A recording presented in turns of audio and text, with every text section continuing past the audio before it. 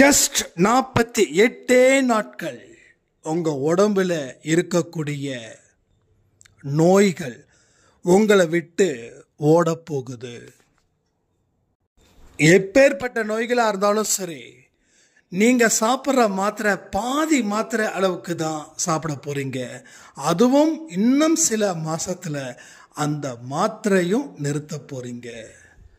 கர்ம வினைகளின் மூலமா வந்த நோயை விரட்டுவதற்கு உண்டான நேரம் தான் இந்த நேரம். சாதாரணமா இருக்கக்கூடிய நோய்கள் கூட உங்களை விட்டு பறந்து ஓடும். ஆனா இந்த பதிவை முடிகிற வரைக்கும் கேட்கணும். முடிஞ்சதுக்கு அப்புறம் 10 நிமிஷம் ஒரு தியானத்தை நீங்க செய்யணும்.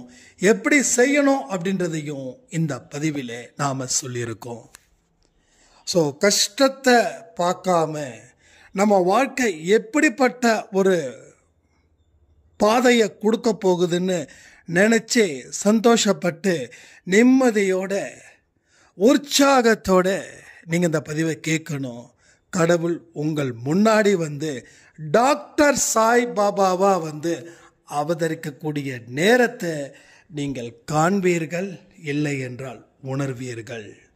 நிச்சயமா சொல்றேன், இந்த பதிவை பார்ப்பதற்கு உங்க கர்மா பயங்கரமா தடைகளை செய்யும். அதையும் தாண்டி இந்த பதிவை நான் பார்த்தே தான் தீருவேன்னா உங்களுடைய ஆரோக்கியத்தை நீங்க எதிர்பார்த்ததை விட சிறப்பாகவே அடுத்த 49வது நாட்கள்ல அமையும். அன்பே சாய்க்கு ஒரு சாட்சியா நீங்கள் விளங்குவீர்கள். இந்த பதிவை தினந்தோறும் கேட்கணும். 48 நாட்கள் தினந்தோறும் கேட்கணும். அப்படி கேட்கும்போது தான் முழு பலனை நீங்க நிச்சயமா பெற முடியும்.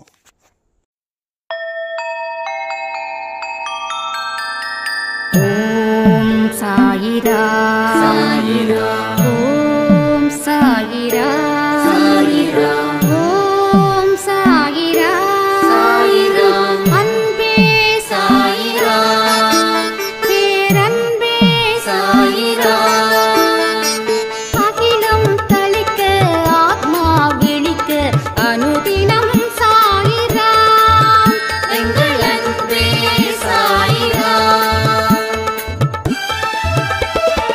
ஒன்றே இறைவன், ஒன்றே பூமிக்கென்றும் சாயிரா, சரணம் சாயிரா, நன்றே செய்து வாழ்வோம், நாம் ஒன்றே செய்து வாழ்வோம், அன்பே சாயிரா.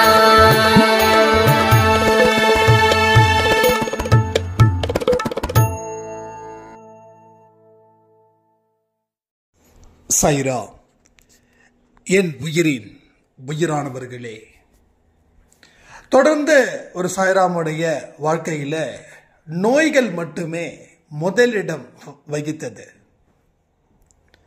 பல வருஷங்கள் அவங்க கஷ்டப்பட்டாங்க. மாத்திரை மருந்து எல்லாம் சாப்பிட்டோம். எத்தனையோ கோயில்ல போயிட்டு பரிகாரங்கள் செஞ்சோம், பூஜைகள் செஞ்சோம், எத்தனையோ அன்னதானம் செஞ்சோம். அவங்களோட நோய் மட்டும் தீரவே இல்லை. பல கஷ்டத்தை அவங்க தொடர்ந்து அனுபவிச்சாங்க. இப்போ லாஸ்ட் ஒரு மாசமா எனக்கு இதுக்கு முன்னாடி நான் இப்படிப்பட்ட நோய்களில் நான் பாதிக்கப்பட்டு இருந்தேனா அப்படின்னு தெரியாத அளவுக்கு கடவுள் எனக்கு நல்ல வரத்தை வழங்கியிருக்காரு. அன்பே சாயில சொல்லக்கூடிய விஷயத்தை முழு மனசோட செஞ்சா வாழ்க்கையில எல்லாம் கூடும் அப்படின்றத நான் புரிஞ்சுக்கிட்டேன் அப்படின்னு சொன்னாங்க.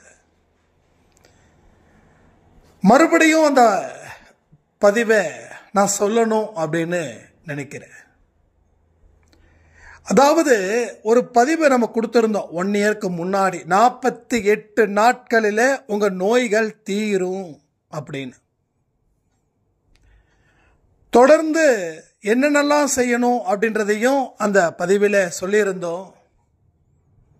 அந்த பதிவை நிறைய பேர் கேட்டிருக்கீங்கன்னு நான் நினைக்கிறேன். மறுபடியும் அந்த பதிவை நான் ரீகால் பண்ணணும் அப்படின்னு நினைக்கிறேன். அதனால தான் இந்த ஆடியோவை நான் கொடுக்குறேன். வாழ்க்கையில் பணக்கார ஏழை அதெல்லாம் பார்த்து எந்த நோயும் வரல. கர்ம வினைகள் பின்னணியில் இந்த நோய்கள் இருக்குதுன்னு நான் நம்புகிறேன். ஏன்னா சில நோய்களுக்கு என்னதான் மாத்திரை மருந்து சாப்பிட்டாலும், எவ்வளவு பெரிய டாக்டர்ஸை போய் பார்த்தாலும் அப்போதைக்கு அது குணமாகிற மாதிரி தெரியுது. ஆனால் எந்த அளவுக்கு குணமாச்சோ அதை விட 10 மடங்கு அந்த நோய் அதிகரிக்குது. 10 மடங்கு அந்த நோய் அதிகரிக்குது. எப்போ வேணாலும் இந்த வலியோ இந்த கஷ்டமோ இந்த நோயோ வரலாம் அப்படின்ற ஒரு பயம் எல்லாருக்குமே இருக்குது. எங்கேயாவது வெளியில் கிளம்புனா கூட அந்த நோயோட தாக்கம் அதிகரிச்சிடுமோ அப்படின்ற ஒரு நிம்மதியற்ற சூழ்நிலையும் அங்கே உருவாகுது. அப்போ கர்ம வினைகளால் வந்த நோயை கர்ம வினைகளின் மூலமாக பதிலடி கொடுக்கணும் அப்படின்னு தான் நாம அன்னைக்கு அந்த ஒரு பதிவை கொடுத்திருந்தோம். 48 நாட்களில் உன்னுடைய நோய்களை கண்டிப்பா தீர்க்கப்படும் அப்படின்னு. ஸோ அதன்படி அவங்க ஃபாலோ பண்ணி இன்னைக்கு அந்த நோய் அப்படின்னா என்னன்னு தெரியாம இருக்கிறாங்க. ஏன்னா இன்னைக்கு காலையில் தான் அவங்க ஷேர் பண்ணாங்க. நான் போன மாசமே ஷேர் பண்ணணும்னு நினைச்சேன். ஆனால் எனக்குள்ள ஒரு பயம், சொன்னா மறுபடியும் வந்துடுமோ அப்படின்னு. அப்போதான் எங்கள் வீட்டில் இருக்கிறவங்க சொன்னாங்க, இல்லை இதை நீ கண்டிப்பாக அவர்கிட்ட சொல்லு. அவர்கிட்ட சொன்னால் பார்த்தாத, அவர்கிட்ட இதையும் சொல்லு, எல்லாருக்கிட்டையும் சொல்லு. எத்தனையோ பேர் நோயால் பாதிக்கப்பட்டு இருக்காங்களே அப்படின்னு அவங்க கணவர் சொன்னாங்க. அதனால் நான் சொல்கிறேன், ஒரு மாதத்துக்கு முன்னாடி நான் சொல்லாமல் இருந்ததுக்கு மன்னிச்சிடுங்க. எனக்குள்ள ஒரு பயமும் வந்துடுச்சு, திரும்பவும் தாக்குமோ அப்படின்னு சொல்லி அப்படின்னு. இப்போ அந்த சாய்ராமுக்கு ஒரு பதிலை சொல்லிக்கிறேன். பயமே நோயை உருவாக்கும், புரிஞ்சுக்கோங்க. கடவுள் உங்களுக்கு தேவையான அத்தனையும் கொடுத்துட்டார். ஆரோக்கியம் கேட்டீங்க, ஆரோக்கியத்தை சூப்பராக செமையாக கொடுத்துருக்கார். இனி ஆரோக்கியம் மட்டுமே நிறைஞ்சிருக்கும். ஸோ தேவையில்லாத பயம் என்னைக்கும் சாயப்பாவோட குழந்தைங்களுக்கு, அதுவும் இல்லாமல் அன்பே சாய் குடும்பத்தில் இருக்கக்கூடிய சொந்தங்களுக்கு அந்த பயம் அப்படின்றது இருக்கக்கூடாது. பயம் எப்போ இருக்கணும்? தப்பு செய்யும் போது பயம் இருக்கணும். எங்கேயாவது இது நடந்துடுமோன்னு நினைக்கும் போது, ஓஹோ இப்படிலாம் இருக்கக்கூடாது, நான் சாயப்பாட குழந்தை, இந்த பயம் என் வாழ்க்கையை வீழ்த்தும், வாழ்க்கையை அழிக்கும் அப்படின்ற ஒரு நினைப்பு அவங்களுக்கு நினைக்கணும். அதே போல் இந்த சாய்ராமுக்கு சொல்கிறேன், டெஃபினட்டாங்க உங்களுக்கு எந்த பிரச்சனையும் வராது, எந்த நோய் நொடி இனிமே இல்லை. உங்களுக்கு டோட்டலி 0 ஆரோக்கியம் மட்டுமே அங்கே நிற்குது. லைஃப்பை என்ஜாய் பண்ணுங்க. ஏன்னா பல வருஷம் அந்த நோயால் கஷ்டப்பட்ட உங்களோட கண்ணீரை கடவுள் பார்த்ததால அந்த கண்ணீரை தொடச்சிருக்காரு. ஸோ இனி தண்ணீர் கொடுக்க மாட்டாரு. சரி, இந்த எப்படி அந்த பதிவில் சொல்லப்பட்டதை இவங்க செஞ்சாங்க அப்படின்றது நிச்சயமாக பார்க்கணும். நல்லா தெளிவாக கேளுங்க. உங்க கர்மா அலோ பண்ணுது. ஆனால் நீங்களா ஒரு செயற்கையான கர்மாவை உருவாக்கி துன்பத்தை மேலும் மேலும் சேர்த்துக்காதீங்க. முழுசாக கேளுங்க. கேட்டாதான் உங்கள் நோய் குணமாகும். இப்போ ஸ்டெப் 1 என்ன அப்படின்னா, உங்களுக்கு எந்த நோய் இருக்குதுன்றது இங்கே ரொம்ப டீட்டெயிலாக சொல்ல வேண்டாம். சில நோய்கள் சொல்கிறதுக்கே கஷ்டமாக இருக்குது அப்படின்ற நோயும் சொல்ல வேண்டாம். நோய் இருக்குதா? எஸ் இருக்குது. எத்தனை வருஷமாக இருக்குது, அவ்வளோதான். என்ன நோய் இருக்குது, எப்படி, அதெல்லாம் சொல்ல வேண்டாம். என்ன டிசீஸ் இருக்குது, BP sugar is a common, அது இருந்தாலும் சொல்லுங்கள். இல்லை வேறு நோய்களால் நான் தாக்கப்பட்டு இருக்கேன் அப்படின்னு கமெண்ட்டில் கமெண்ட் பண்ணுங்கள். ஏன்னா ஒருத்தவங்க 2 பேர் இல்லை நோயால் பாதிக்கப்படல, பலர் பலவிதமாக இந்த நோய்களால் பாதிக்கப்பட்டு இருக்காங்க. ஸோ எல்லாத்துக்கும் இன்னைக்கு ஒரு முற்றுப்புள்ளியை இந்த பதிவில் சாயப்பா கொடுக்கணும்னு விரும்புகிறாரு. ஸோ 48 டேஸில் உங்களுடைய நோய்கள் இருக்கிற இடம் தெரியாமல் போக போகுது. இதுக்கு மாத்திரை, மருந்து, செலவு, அது இது எதுவுமே தேவையே கிடையாது. ஃபர்ஸ்ட் இந்த பதிவு முடிஞ்சதுக்கு அப்புறம் 10 நிமிஷம் கண்களை மூடி உங்களோட நோய்கள் முழுவதுமாக தீர்ந்தது அப்படின்றத நீங்க உணரணும். அப்ப என்ன நினைக்கணும்? நான் ஆரோக்கியமாக இருப்பதற்கு நன்றி. மருத்துவராக வந்து என்னை வழிநடத்த செல்ல போகும் சாயப்பாவுக்கு நன்றி. 48 நாட்கள் இந்த பயிற்சியில நான் முழுமையா கலந்துகிட்டு மருத்துவராக இருக்கக்கூடிய சாயப்பா என்னுடன் 24 மணி நேரமும் என்னை கவனித்து என்னுடைய நோயை குணப்படுத்தி எனக்கு நல்ல ஒரு வாழ்க்கைய, நோயில இருந்து ஒரு விடுதலைய தரப்போவதற்கு நன்றி அப்படின்ற வார்த்தைகளை தியானம் செய்யணும். ரைட்டா? தியானம் செய்யணும். நான் சொல்றதை அப்படியே எடுத்துக்கணும் அப்படின்னு கிடையாது. உங்க மனசுக்குள்ள எவ்வளவு பெரிய ஒரு கான்ஃபிடென்ட் உள்ள மறைஞ்சிருக்குது, அதை வெளியில கொண்டு வாங்க. முதல்ல இந்த பதிவை முழுசா கேட்கணும். ரைட்டா? முழுசா கேட்கணும். ஸோ நிஜமா சொல்றேன், இதை கேட்கிறவங்களுக்கு முக்காவாசி பேருக்கு ஒரு பெரிய திருப்பத்தை சாய்ப்பா இன்னைக்கு இரவுல இருந்து ஆரம்பிச்சு 48வது நாட்கள் இந்த பதிவை கேட்ட நிமிஷம் நொடி இதுல இருந்து அடுத்த 48வது நாட்கள்ல இதே நொடி உங்களுடைய நோய்கள் இல்லாம போயிடும். முதல்ல மனசுல உறுதி ஏற்படுத்தணும். இந்த நோய்களை என்னுடைய டாக்டர் சாய்பாபா தீர்ப்பாரு. என்னது டாக்டர் சாய்பாபா தீர்ப்பாரு. என்னுடைய அப்பா டாக்டரா இருக்கிறதால அவர் தன்னுடைய குழந்தைக்கு வந்திருக்கக்கூடிய பிரச்சனையை அவர் 100க்கு 100 தீர்ப்பாரு. இப்ப இந்த நோயோட தாக்கம் அதிகமானா கூட நீங்க பயப்படக்கூடாது. ஃபர்ஸ்ட் பாயிண்ட் நம்பர் 1, ஃபியர், பயம் இருக்கவே கூடாது. இந்த நோய் திடீர்னு தாக்கும். எப்போ? இன்னைக்கு தாக்கலாம், நாளைக்கு தாக்கலாம், இல்லை 10 நாள்ல தாக்கலாம், 12 நாள்ல தாக்கலாம். அப்பொழுதும் அந்த நொடி என்ன செய்யணும் அப்படின்னா, தண்ணியும் உதியும் எடுத்து வச்சு ஒரு 5 நிமிஷம் தியானிச்சுட்டு அதுக்கப்புறமா அந்த தண்ணியையும் அந்த தண்ணியில உதி கலந்த தண்ணீரை குடிக்கணும். இதுதான். ஸோ வலிக்குதே அப்படின்னு சொல்லி ஃபீல் பண்ணக்கூடாது. வலிக்கும் போது சாய்ப்பா, டாக்டர் சாய்ப்பா வந்துடு, என் கூட வந்துடு அப்படின்னு சொல்லி உதி தண்ணி, இது முக்கியம். ஒருவேளை நான் ஒர்க் பண்ணிட்டு இருக்கேன், வெளியில இருக்கேன், திடீர்னு எனக்கு வலி வந்துருச்சு, ஒன்றும் பிரச்சனையே இல்லை. ஒரு 5 நிமிஷம் மட்டும் தியானிச்சுக்கோங்க, பக்கத்தில் தண்ணி வச்சுக்கோங்க, அந்த தண்ணியை மடக்குன்னு குடிச்சிடுங்க. That's all. ரைட்டா? அந்த 5 நிமிஷத்துல நீங்க தண்ணி குடிக்கும் போது கொஞ்சம் கொஞ்சமா அந்த நோயோடைய தாக்கம் விலகும். இதெல்லாம் போன வருஷம் பண்ண விஷயத்துல நடந்தது தான் சொல்றேன். நான் நடக்காம ஒண்ணுமே சொல்லல. போன வருஷம் நாம் அந்த ஆடியோ கொடுக்கும்போது அத்தனை விஷயங்களும் நடந்துச்சு. ஓகே? ஸோ நோயோட தாக்கம் வந்தாலும் என்னால் சமாளிப்பேன் அப்படின்னு சொல்லணும். அப்போ இன்னைக்கு நான் 30 நிமிஷம் தியானம் பண்ணிட்டேன், கடவுள்கிட்ட பிரார்த்தனை பண்ணிட்டேன், வராது அப்படின்னு நினைச்சா அது வரும், வந்தாலும் சமாளிப்பேன்னு சொல்லணும். அதை புரிஞ்சுக்கணும். ஏன்னா இந்த கர்மா சும்மா வந்துட்டு உடனே போயிடாது, அது அப்பப்போ தொல்லை பண்ணிக்கிட்டே இருக்கும். ஒரு பலம் வாய்ந்தவனை எதிர்க்கணும். அப்போ நாம பலசாலியா மாறினா அவன் அடங்குவான். நமக்கு இன்னும் பலம் வரல, அதை புரிஞ்சுக்கணும். இன்னும் பலம் வரல. ஸோ பலத்தை பெருக்குவதற்குத்தான் இந்த விஷயங்களை நாம செய்கிறோம். பலத்தை பெருக்கினதுக்கு அப்புறம் அவனை அடிக்கும் போது அவன் விழுந்துடுவான். ஏன்னா அவனை விட நாம பலசாலியா மாறிட்டோம். அதுக்கு தான் சொல்றேன், எப்ப வந்தாலும் அந்த ஒரு பாயிண்ட நினைச்சுக்கோங்க. எதுவாக இருந்தாலும் நான் சமாளிப்பேன்.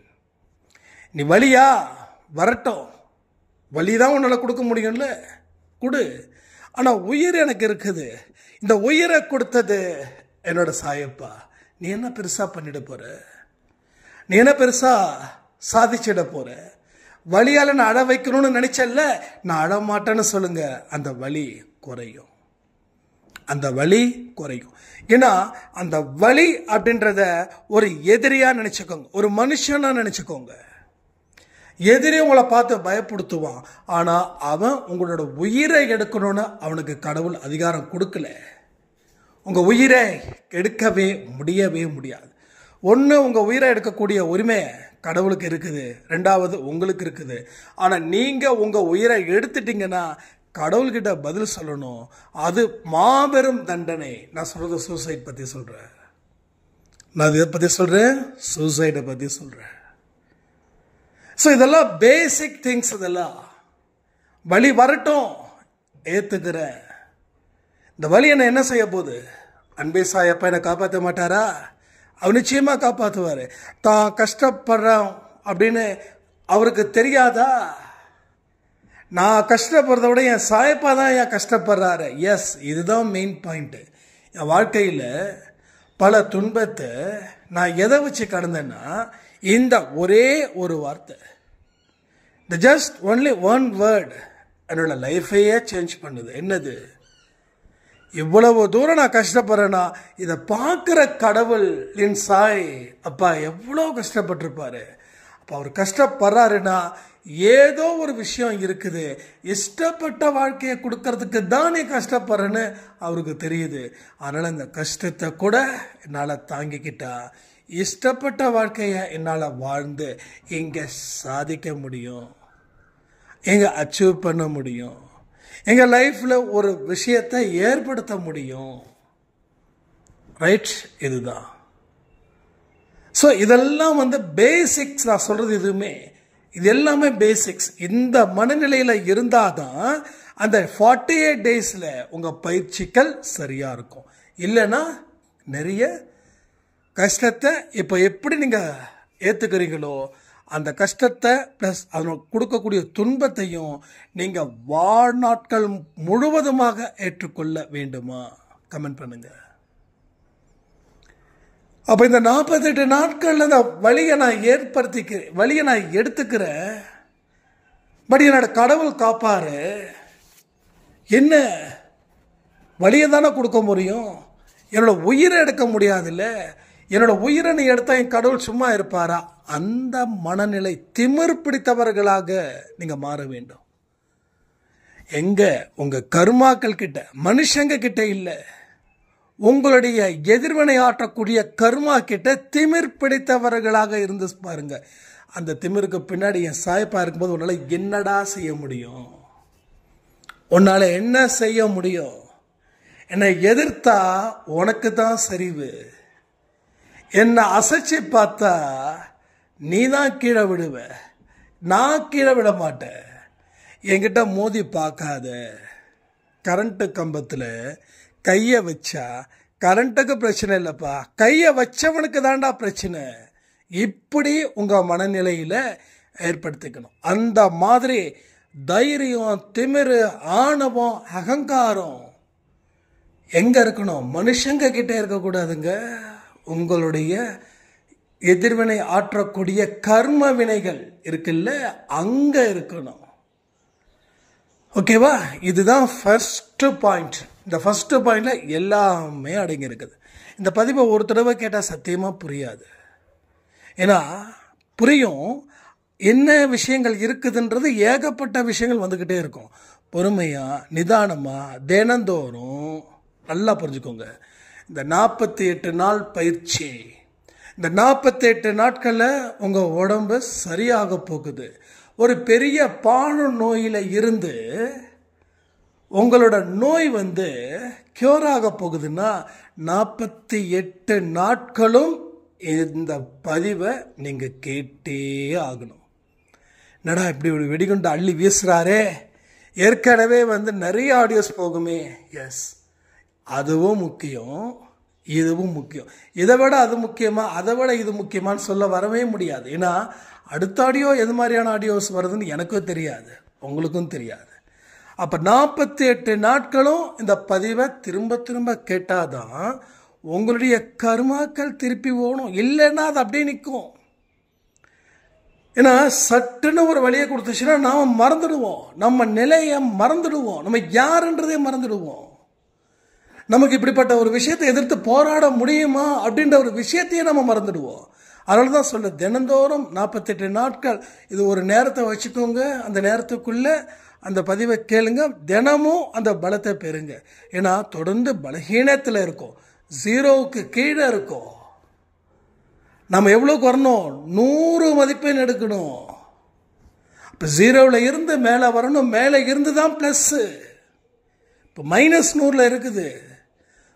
-90 ஆகணும், -80 ஆகணும், -70 ஆகணும், 60 ஆகணும், 50 ஆகணும், -10 ஆகணும், 0 ஆகணும். அதுக்கப்புறம் தான் ஸ்டார்ட் பண்ணணும்.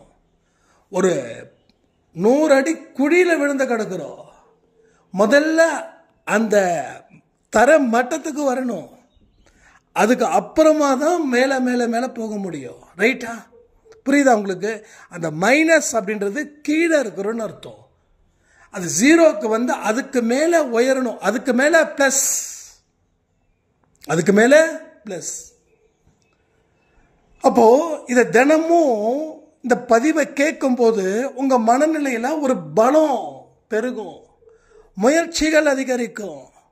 முடிவை பத்தி கவலைப்படாதீங்க. 48 நாட்கள் நடக்குமா? சத்தியமா சொல்றேன், அந்த முடிவை எதிர்பார்த்து செய்ய வேண்டாம். ஒன்னே ஒன்று, 48 நாட்கள்ல கடவுள் எனக்கு நல்ல பதிலை கொடுப்பார்னு சொல்லுங்க. அந்த பதில் என்ன தெரியுமா? உங்க நோய்கள் தீரும். ஏன்னா முடிவை எதிர்பார்த்து நம்ம செயல்படும் போது செயல்படக்கூடிய இடத்துல கவனம் இல்லாமல் போயிடும். ஸோ எதுக்குமே சரி எக்ஸ்பெக்டேஷன் வைக்காதீங்க, எக்ஸ்பெக்டேஷன் வைக்காதீங்க, சந்தேகம் வைக்காதீங்க. உடல் ஆரோக்கியத்துக்கு என்ன தேவை? முதல்ல மன ஆரோக்கியம். இதுவரைக்கும் பார்த்தது பார்ட் 1. இப்போ பார்ட் 2க்கு வரும். அடுத்தது பார்ட் 3 இருக்குமா என்னன்னு தெரியாது. ஏன்னா எதுவுமே நம்ம ஸ்கிரிப்டை ரெடி பண்ணி பேசல. இப்போ உடல் ஆரோக்கியம் எப்போ மேம்படும்னா மன ஆரோக்கியம். இப்போ உடல் ஆரோக்கியம் ஏன் கெட்டு போயிடுச்சு? மன ஆரோக்கியம் கெட்டதால. ஸோ பாயிண்ட்டை எங்கே பிடிக்கணும்? எங்கே ஆரம்பிக்கிறோமோ அங்கே இருந்து மன ஆரோக்கியம். இப்போ மனசில் பார்ட் நம்பரில் 1ல் சொன்னது நம்பிக்கை வந்துடுச்சு. இப்போ பார்ட் 2ல் மனசுக்கு சம்பந்தப்பட்ட எல்லா விஷயத்தையும் மனசு எப்படி நினைக்குது, எதை நினைக்குது, இதெல்லாம் வந்து வாட்ச் பண்ணுங்க. இதெல்லாம் வாட்ச் பண்ணுங்க. முதல்ல இந்த யூடியூப்பில் எனக்கு இந்த நோய் இருக்குது, அது இருக்குது, இது இருக்குது அப்படின்னு சொல்லி பார்க்கறத ஃபர்ஸ்ட் நிறுத்தணும். யாராவது ஒரு தலைவலி அப்படின்னா உடனே சட்டுன்னு தலைவலி அப்படின்னு சொல்லி போட்டா யூடியூப்ல பிரைன் டியூமரை பேசிட்டு இருப்பாங்க. இதுதான் தலைவலிக்கு உண்டானதுன்னு. உடனே நமக்கு பிரைன் டியூமரா இருக்குமோ? நீ நினைச்சு அதுல இருந்து உன்னால மீள முடியல. ஒரு நாள் உனக்கு ரிப்போர்ட்டு, எஸ் நீ நினைச்சது நடந்துடுச்சு. சந்தோஷம் இல்லை, துக்கம். ஏன்னா நீ பிரைன் டியூமரா இருக்கும்னு நினைச்ச, பிரைன் டியூமர் வந்துடுச்சு, அதனால தலைவலி. அப்போ இனிமே உங்க நோயை பத்தி ரிசர்ச் பண்ணவே வேண்டாம். ஸோ ரிசர்ச் பண்ண வேண்டாம். மாத்திரை மருந்து சாப்பிட்றவங்க சாப்பிடுங்க. மாத்திரையை நான் நிறுத்த சொல்லவே இல்லை, நிறுத்தவே வேண்டாம். ஆனால் உங்களுக்கு கொஞ்சம் கொஞ்சமாக ரிப்போர்ட்ஸு உங்களுக்கு ஃபேவராக வந்து சேர்ந்துடும். டாக்டர்ஸ் வந்து 10 மாத்திரை சாப்பிட்டீங்கன்னா இப்போ அவர் கொடுக்கக்கூடிய மாத்திரை என்ன தெரியுமா? 4 5. ஸோ படிப்படியாக தான் அதை குறைக்கவே முடியும். ஏன்னா 10 மாத்திரை சாப்பிட்டும் உங்கள் உடம்பு பிரச்சனை ஆகுது. இப்போ 5 மாத்திரை பேருக்கு சாப்பிட்டுட்டு இருக்கீங்க. ஏன்னா சட்டுன்னு குறைச்சா, சட்டுன்னு நிறுத்தினா பாடியில் சில கெமிக்கல் ரியாக்ஷன்ஸ் மாறி அது வேற மாதிரி பிரச்சனை உண்டு பண்ணிடும். அதுக்காக டாக்டருடைய advice is very very very important. இப்போ மன ஆரோக்கியத்தை பற்றி தான் இங்கே பேசிகிட்டு இருக்கோம். உடல் ஆரோக்கியத்துக்கு நோய்க்கும் தான் டாக்டர்ஸ் மருந்து கொடுப்பாங்க. மன ஆரோக்கியத்துக்கு எப்படி சரி பண்ணணுங்க அப்படின்னா டாக்டர் சாய்பாபாவால் மட்டும்தான் முடியும். அது சரியாயிடுச்சுன்னா நோயோட தாக்கம் குறையும். கொஞ்ச நாட்களில் நோய்களே இல்லாமல் போயிடும். அப்போ மனசை என்னைக்குமே சாந்தமாக வச்சுக்கணும். கோவப்படக்கூடாது, உணர்ச்சி வசப்படக்கூடாது, அடிக்கடி எமோஷனல் ஆக்டிவிட்டீஸில் ஈடுபடக்கூடாது. வாழ்க்கை இப்படி போயிடுச்சுன்னு சொல்லி கடந்த காலத்தில் நினைக்கக்கூடாது. இது எல்லாமே ப்ரெசண்ட்டில் இருக்கக்கூடிய உங்கள் ஹெல்த்தை டெஃபினட்டாக பாதிக்கும். அதனால தான் சொல்கிறேன், இப்போதான் நீங்கள் பிறந்தீங்க ரைட், இப்போதான் நீங்கள் வளர்றீங்க ரைட், இப்போதான் நீங்கள் எல்லா விஷயத்தையும் பார்க்குறீங்க. நீங்கள் பார்க்கறது, கேட்கறது, செய்கிறது எதை பேஸ் பண்ணி இருக்கணும்னா, எதிர்காலத்தில் நம்ம சிறப்பான வாழ்க்கையை வாழணும்னா அதுக்கு நிகழ்காலத்தில் செய்ய வேண்டிய பணிகளை பற்றி மட்டும்தான் யோசிக்கணும். உங்கள் நோய்கள் 0ன்ற ரேஞ்சில் நீங்கள் யோசிக்கணும். நோய் இருக்கே, செய்ய முடியாதுன்னு நினைக்காதீங்க, செய்யுங்க, அந்த நோய் போயிடும். ஒரு கர்மா அப்படின்னா ஆக்ஷன். கர்மானாவே ஆக்ஷன் தான். கர்மானா என்ன கர்மா? நாம் இன்னைக்கு காலையில் கூட கொடுத்தோம், அது எத்தனை பேர் பார்த்தீங்கன்னு தெரியல. அந்த 3 விஷயங்கள் தான் நம்ம முடிவு பண்ணியிருக்கோம். அந்த முடிவு பண்ணதால நம்ம தோற்று போயிட்டுருக்கோம். தலைவிதி, தலையெடுத்து, கர்மா, இதெல்லாம் காரணமாக நாமளா உருவாக்கப்பட்ட தத்துவங்கள். கடவுள் இந்த விஷயத்த சொன்னார், இதை மாற்றிக்க முடியும்னாரு. அந்த மாற்றிக்க முடியுன்ற விஷயத்த படிக்கலை. அதுக்கு பதிலாக மாறாதுன்ற ஒரு விஷயத்தை மட்டும்தான் நம்ம தொடர்ந்து படித்தோம், தொடர்ந்து நினைச்சோம், தொடர்ந்து செயல்படுத்தினோம். ஆக மொத்தம் கடைசி வரைக்கும் அப்படியே போகுதுன்னு சொல்லி தான் இன்னைக்கு காலையில் கொடுத்த பதிவு. அந்த பதிவு ரொம்ப முக்கியம், ரொம்ப ரொம்ப முக்கியம். எல்லா பதிவும் ஒரு பதிவோட அடுத்தடுத்த கண்டினியூஷன் தான். இப்போ மன ஆரோக்கியம் ரொம்ப ரொம்ப ரொம்ப முக்கியம். மனசில் என்றைக்குமே அந்த நம்பிக்கையை வளர்த்துக்கணும். பாசிட்டிவாக திங்க் பண்ணணும். நல்ல விஷயத்தை தான் நினைக்கணும். ஏன்னா நம்ம நினைக்கிறது தான் நம்ம செய்கிறோன்ற ஒரு விஷயத்தை நீங்கள் புரிஞ்சுக்கணும். அப்போது ஆரோக்கியம் சம்மந்தப்பட்ட விஷயங்களை தான் நீங்கள் யூடியூப்பில் சர்ச் பண்ணணும். தியானம் செய்யணும், பிராணாயாமம் செய்யணும். சுறுசுறுப்பாக உங்களால் எவ்வளவுக்கு எவ்வளோ இயங்க முடியுமோ அந்த அளவுக்கு நீங்கள் இயங்கணும். வெற்றிகள் வருவதற்கு முன்னாடியே வெற்றி அடைஞ்சிட்டேன்னு மற்றவங்க கிட்ட சொல்லக்கூடாது. ஆனால் உங்கள் மனசுக்குள்ளே நினைக்கிறதுல தப்பே இல்லை. பிறரிடம் சொல்வதால் அதனுடைய தாக்கம் வேற மாதிரி அழிவையும் கொடுக்கும். ஏன்னா இந்த திருஷ்டி அப்படின்னு சொல்கிறாங்களே, அதை நான் பரிபூர்ணமாக நம்புகிறேன். ஆனால் அதற்கு ஒரே பரிகாரம் என்ன தெரியுமா? உங்களுடைய வாயில இருந்து வரக்கூடிய வார்த்தைகள் தான் அதுக்கு பரிகாரம். வெற்றி அடைஞ்சதுக்கு முன்னாடியே நான் வெற்றி அடைஞ்சிட்டேன்னு சொன்னால் இந்த உலகம் உங்களை கொடூரமாக பார்க்கும். எப்படி பார்க்கும்? கொடூரமாக. ஐயோ என்னப்பா இப்படி ஆயிட்டான், என்னென்னமோ பண்ணுறான், ஒருவேளை நடந்துடுமோ அப்படின்னு நினச்சி அவன் 10 பேர்கிட்ட சொல்லி அந்த 10 பேரும் நம்மளை பார்க்குற பார்வை அத்தனையுமே மோசமாக போயிடும். ஏன்னா நம்ம இன்னமும் பலகீனமானவராக இருக்கோம். அதான் இந்த பதிவில் ஸ்டார்டிங்கில் சொன்னேன். பலம் இருந்தால் தான் நம்ம, ஆனால் வளர்ந்து வர நேரத்தில் பலம் கொஞ்சம் கொஞ்சமாக தான் வரும், உடனே சட்டுன்னு வந்துடாது.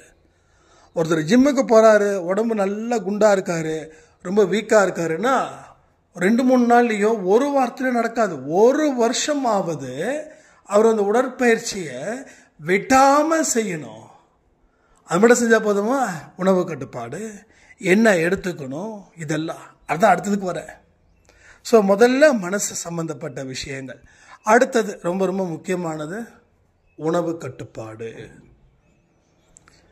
நம்ம வயிறு தண்ணியில் ஜாஸ்தியாக நிற்கணும். ஏன்னா தண்ணி தான் ஜாஸ்தியாக இருக்கணும் நம்ம வயிற்றில். அதனால வயிறு முட்டை சாப்பிடக்கூடாது. வயிறு முட்டை சாப்பிட்டா அது சாத்தானுடைய அடையாளம். இங்கே இருக்கக்கூடிய அம்மாக்கள் என்ன பண்ணுறாங்க அப்படின்னா, சாப்பாடு குப்பையில் தூக்கி வீச மனசு வரல, விலைவாசி விற்குதுன்னு சொல்லி அப்போ தான் அந்த விலைவாசியை பற்றியே நாம் நினைக்கிறோம். இந்தியனுடைய விலைவாசி எவ்வளோ உயர்ந்திருக்குது அப்படி இப்படின்னு நினைக்கிறது தப்பு இல்லை.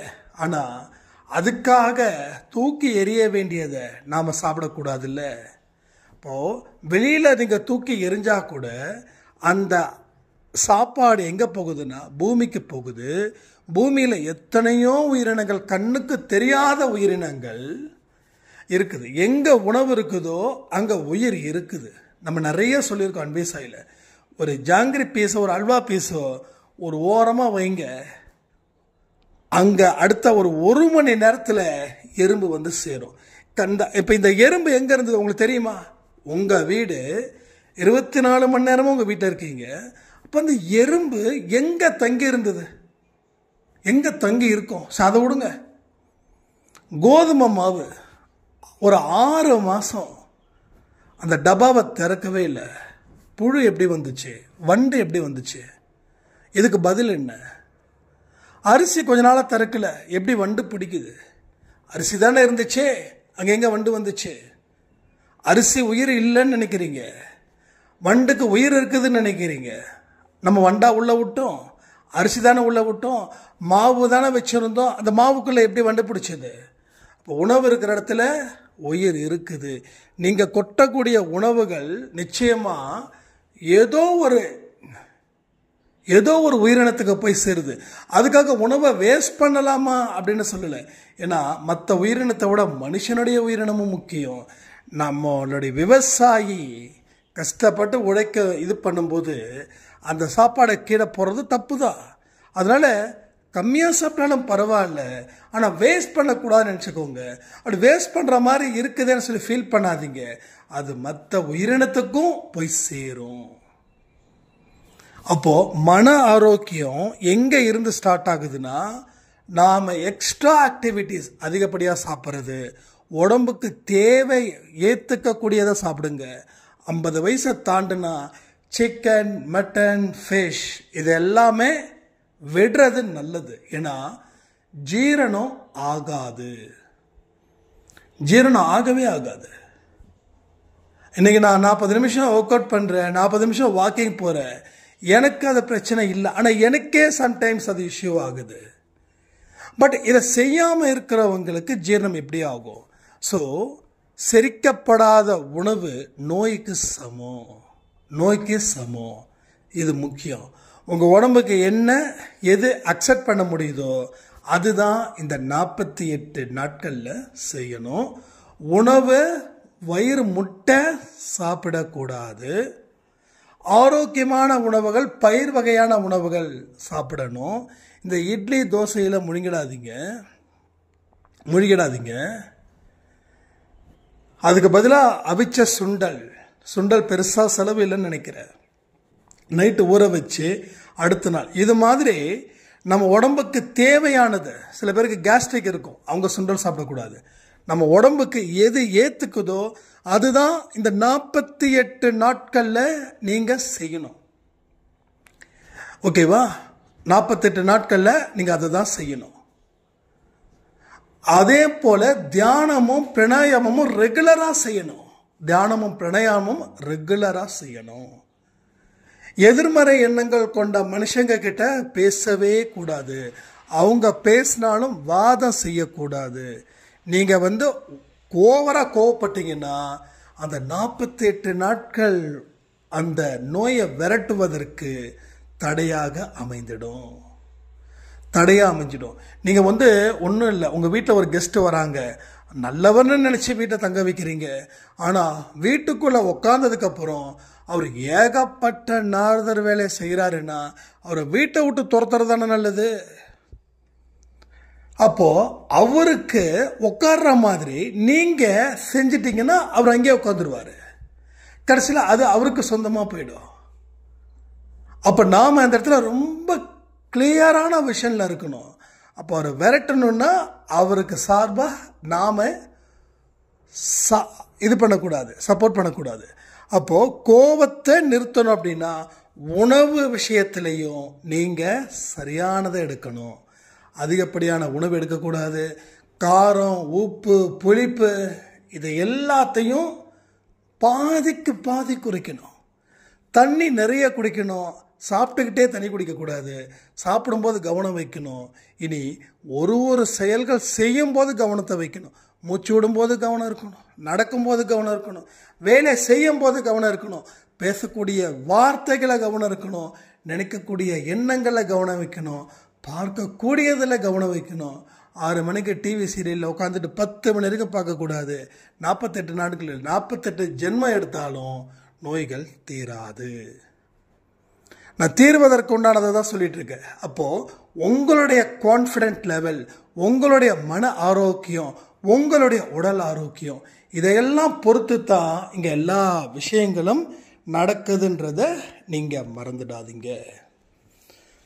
ஓகேவா? இது செகண்ட் பார்ட். தேர்ட் பார்ட், இப்போ நீங்கள் ஒரு டேப்லெட் சாப்பிட்றீங்க அப்படின்னா அந்த டேப்லெட்டை நாம் சாப்பிட்றோம். இந்த டேப்லெட் என்னுடைய உடலில் இருக்கக்கூடிய உறுப்புகளை குறைப்பதற்கான மருந்து. இந்த மருந்தை எனக்கு கடவுள் கொடுத்துருக்காரு. அதனால் இந்த மருந்து என்னுடைய நோயை முற்றிலும் குணமாக்க போகுதுன்ற நம்பிக்கையோட கடவுளை வணங்கி அந்த மாத்திரையை சாப்பிடணும். ஸோ எல்லா விஷயத்தையும் இங்கே நாம் கொண்டு வந்திருக்கோம். புரியுதா? இதை எல்லாத்தையும் நீங்கள் திரும்ப திரும்ப இந்த 48 நாட்களும் இந்த பதிவை கேட்டே ஆகணும். ரொம்ப ரொம்ப முக்கியம். அதே போல் நீங்கள் ரெகுலராக செய்ய வேண்டிய அந்த சச்சரித்திரம், மெடிடேஷன், பிராணாயாமம் இதெல்லாம் ரெகுலரைஸ் பண்ணிக்கிட்டே இருக்கணும். அதில் எந்த காரணத்தை கொண்டும் நிறுத்தி வைக்கவே கூடாது. நிறுத்தி வச்சிட்டிங்கன்னா மறுபடியும் நாம் கீழே இறங்கிடுவோம். இதை எல்லாத்தையும் நீங்கள் சரி பண்ணுவீங்களா? கமெண்ட் பண்ணுங்கள். இதில் உங்களுக்கு இருக்கக்கூடிய கஷ்டம் என்ன, என்னென்னலாம் சந்தேகம் இருக்குது அப்படின்னு நீங்கள் கமெண்டில் கமெண்ட் பண்ணுங்கள், இல்லை எனக்கு வாட்ஸ்அப் பண்ணுங்கள். அதனால் என்ன சந்தேகங்கள் இருந்தாலும் நீங்கள் கமெண்ட் செக்ஷனில் கமெண்ட் பண்ணுங்கள். நான் உங்களுக்கு பதில்களை சாய் 365 சேனலில் தினந்தோறும் 11 மணிக்கு நான் உங்களுக்கு பப்ளிஷ் பண்ணுறேன். ஓகேங்களா? ஸோ அந்த சேனலும் பாருங்கள். இப்போயே நான் சொல்கிறேன், எல்லா சேனலையும் பார்க்க சொல்லி வியூஸ்க்காக நான் சொல்லவே இல்லை. ஏன்னா இங்கே பல பேரை நீங்கள் நினைக்க மாட்டீங்க, உங்களுக்கு கூட யாராவது இருப்பாங்களா, அவங்க இந்த மாதிரி விஷயத்தெல்லாம் சொல்லுவாங்க. என்ன அவர் பார்க்க சொல்கிறாரு, அவர் என்ன நீயும் பார்த்துட்டு இருக்கியே அப்படின்ற மாதிரி. அதனால் அவங்கக்கிட்ட வாதங்கள்லாம் செய்ய வேண்டாம். நமக்கு தேவை பிரச்சனை தீரணும். காசு இல்லாமல் தீருதா அவ்வளோதான், நிரந்தரமாக தீருதா அவ்வளோதான். அந்த தாட்டுக்குள்ளே நீங்கள் வச்சுக்கோங்க. அப்படி வைக்கும்போது உங்களுக்கு இன்னமும் கடவுள் மேலே நம்பிக்கையும் பாசமும் அதிகரிக்கும். உங்கள் வாழ்க்கையையே கடவுள் மாற்ற போகிறார் அப்படின்ற ஒரு நிலை இந்த 48 நாட்களில் உங்களுக்கு சேரும். ஸோ பலவிதமான நன்மைகள் உங்களுக்கு காத்துக்கிட்டு இருக்குது, பலவிதமான தீமைகள் உங்களுக்குள்ளே இருக்குது இல்லை, அது சீக்கிரமாக உங்களை விட்டு போயிடுன்னு சொல்லி இந்த பதிவை நான் முடிக்கிறேன். ஜெய் சாய்ராம்.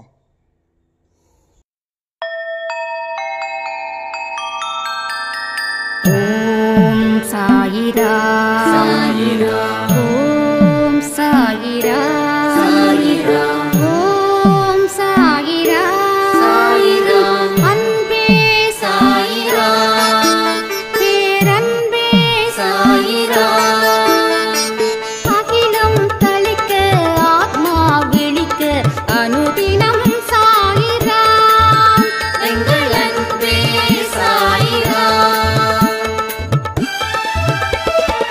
ஒன்றே இறைவன், ஒன்றே பூமிக்கென்றும் சாயிரா, சரணம் சாயிரா, நன்றே செய்து வாழ்வோம், நாம் ஒன்றே செய்து வாழ்வோம், அன்பே சாயிரா.